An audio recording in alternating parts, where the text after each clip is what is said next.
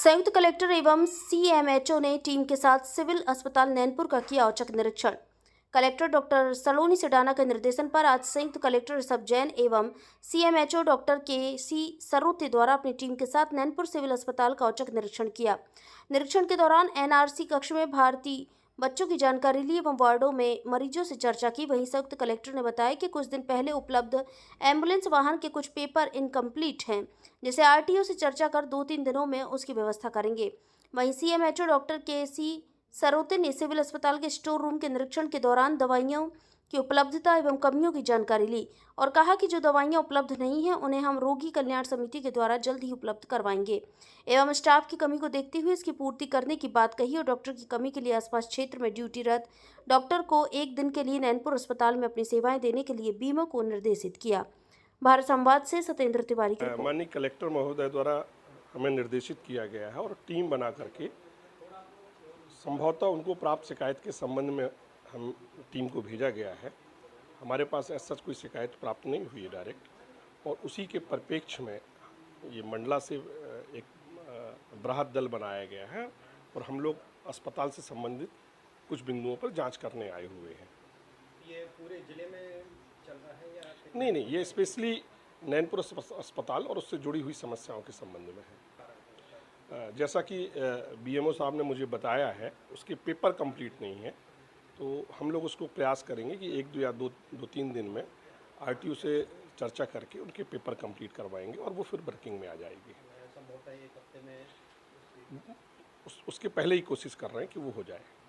ये तो हम बीच बीच में आते ही रहते हैं, लेकिन आज विशेष रूप से कलेक्टर मैडम के द्वारा आदेशित किया गया था कि नैनपुर से जो भी शिकायतें आ रही हैं जाके थोड़ा सा टीम बना के थोड़ा सा चेक करके आइए और जो भी कमियां हैं उन कमियों को देखिए और उनकी हम ये सोच रहे हैं कि जो भी कमियां हमको प्राप्त होती हैं उनकी हम पूर्ति ज़रूर करेंगे।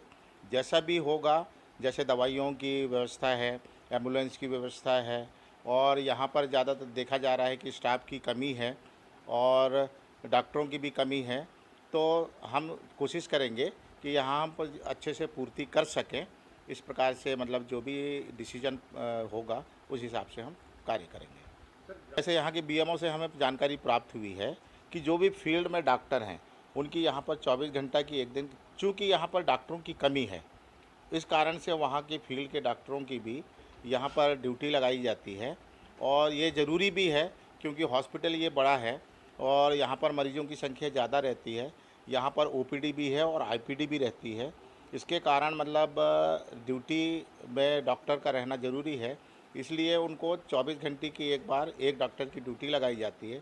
इसलिए फील्ड के डॉक्टरों को यहाँ पर 24 घंटे की ड्यूटी दी जाती है।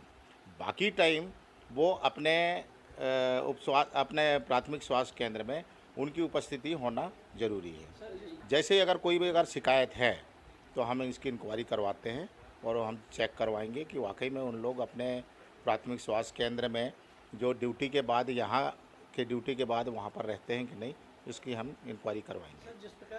वही चीज़ है कि अभी हम स्टोर में बैठे हुए हैं और स्टोर की पूरी जांच कर रहे हैं, पूरी देख रहे हैं कि कौन सी दवाइयाँ जो है, जैसे बाय द वे इमरजेंसी की कोई दवाई है और अगर वो उपलब्ध नहीं है तो हम यहाँ पर रोगी कल्याण समिति से बुला के वो दवाइयाँ हम मरीजों को उपलब्ध करवा देते हैं।